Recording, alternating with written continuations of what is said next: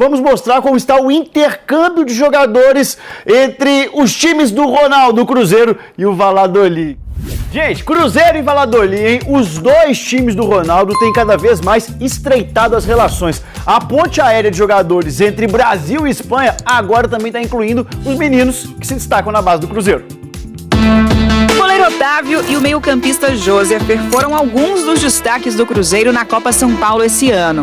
Mandar bem na Copinha costuma ser passaporte para o time principal. No caso deles, foi passaporte para a Europa.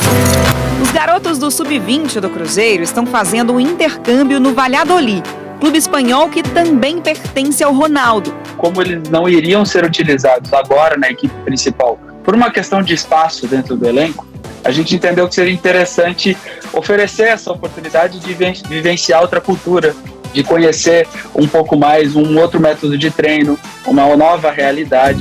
A boa relação entre Cruzeiro e Valladolid já rendeu outras movimentações entre Brasil e Espanha.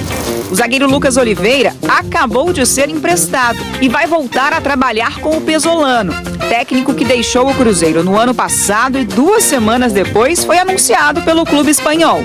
Foi resolvido muito rápido, mas quando fiquei sabendo que Real Valladolid tinha interesse, fiquei muito feliz, pois é uma oportunidade muito grande na minha carreira. O primeiro atleta do Cruzeiro a vestir a camisa do Valladolid na era Ronaldo foi o Breno, ex-atacante da base, que foi emprestado por 6 meses. Do Valladolid para a Toca da Raposa vieram 2 atacantes, o Paulo Vitor e um jovem talento. João Pedro vai ficar cara a cara com o goleiro João Pedro! Hoje, no profissional, João Pedro chegou ano passado para o Sub-20, depois de uma passagem pelo time B do clube espanhol. Sabia que ia ser uma experiência muito boa para mim lá, experiência muito boa, fora do país, sabe? Você chega, a cidade lá muito bonita, muito calma, muito tranquila, então consegui me adaptar um pouquinho lá, consegui me adaptar, consegui aprender também o idioma, consegui, sabe, me comunicar, falar e tal. As SAFs são novidade no Brasil, mas a transferência entre jogadores de clubes do mesmo dono é uma prática comum. Eles estabelecem relações de transferência de jogadores com custo muito baixo ou sem custo algum, que tende, sim, a favorecer o clube principal. Desde que o John Textor assumiu o Botafogo há 2 anos, 15 jogadores do time carioca foram transferidos para outros clubes que pertencem ao americano. Os últimos foram o goleiro Lucas Perry e o zagueiro Adrielson, que seguiram para o Lyon da França no mês passado. E imediatamente o valor de um jogador, quando ele pisa no campo de uma liga europeia, ele cresce consideravelmente, se torna um ativo muito mais valioso para ser vendido para outro clube.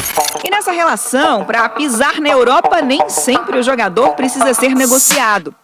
No início do ano, o Bahia, que pertence ao Grupo City, levou o time inteiro para fazer parte da pré-temporada na Inglaterra. Os atletas se prepararam no centro de treinamentos do badalado Manchester City, de craques como Haaland, De Bruyne e do técnico Pep Guardiola. Muitos não tinham ainda saído do país para ter uma experiência internacional e ter a primeira oportunidade na Inglaterra, num centro de treinamento fantástico como esse, com jogadores que acabaram de ganhar um campeonato mundial com 5 taças nesse ano.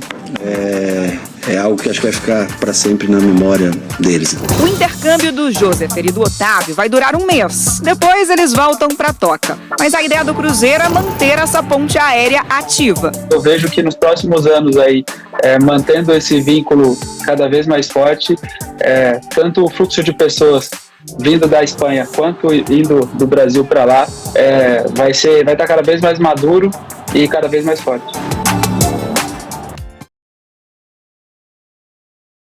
No canal dele, no canal Samuel Venâncio, ele trouxe novidades a respeito do Cruzeiro na janela. A janela que fecha no início de março, né? Será que ainda tem jogadores na mira, Samuca? Principalmente pensando no ataque, né? Não dá pra sair e voltar aos trabalhos, porque ainda segue entregue ao departamento médico. O Nico até falou, com certeza ele recebeu algumas informações, pode ter assistido algum material do atleta, não é tão grande assim o material do Rafael Bilu aqui no Cruzeiro, mas é fato que a diretoria está no mercado. E a informação que eu tenho é que o Cruzeiro trabalha para ter pelo menos mais um ponta, um jogador de beirada que atue pela direita neste início de temporada. A janela se encerra no dia 7 de março. Até lá, o Cruzeiro trabalha sim para ter mais opção para o Nico Larcamón, porque a gente sabe, neste ano o Cruzeiro joga a Copa do Brasil desde o seu início, o Cruzeiro joga a Copa Sul-Americana, então o calendário vai ser bem maior em relação ao ano de 2023. E com calendário maior, você precisa, claro, de elenco mais encorpado, com mais opções para, no momento em que precisar, o técnico ter todo mundo. O Nico Larcamón, né, ressuscitou aí o Rafael Bilu na sexta-feira na coletiva, falou que ainda espera, né, pelo Rafael Bilu. Vamos ver o que vai acontecer com essa recuperação e se o Cruzeiro vai ou não buscar um jogador de velocidade nesse sentido, né? E cá pra nós, né? E o Wesley vai mesmo pro Inter, é isso? Tem essa chance? Tem essa chance, sim. O Cruzeiro ainda não fala oficialmente, mas dificilmente o Wesley permanecerá na Toca da Raposa para essa temporada, Lélio. Quase impossível a permanência. Já são 16 milhões. De economia. Não, você já começa a juntar o dinheiro para pagar o Matheus Pereira. É verdade. Sabe? Então, vender.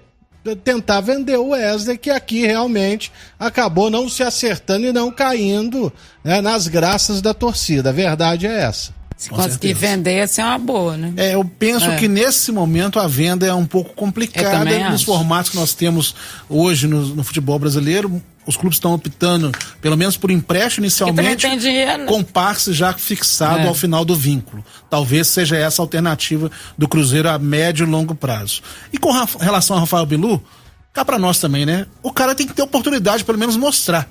Lembre-se que no ano passado, antes ele sofrer a contusão, quando ainda era o Pesolano, ó, como é que as coisas já foram tão rápidas, né? Ele passou Pepa, passou Zé Ricardo, passou... Ele estava jogando como ala pela esquerda. Isso. Depois, quando foi ter chance como atacante mesmo, sofreu a lesão e ficou um tempão fora, perdeu o resto do ano inteiro. Então, que o cara possa ter a oportunidade no Mineiro. Se o Cruzeiro vence o Clássico, gente, vamos deixar bem claro. Eu não tenho dúvidas de que o Larcamón vai colocar um monte de gente para rodar aí nas outras rodadas finais do Mineiro. Mas e os outros times?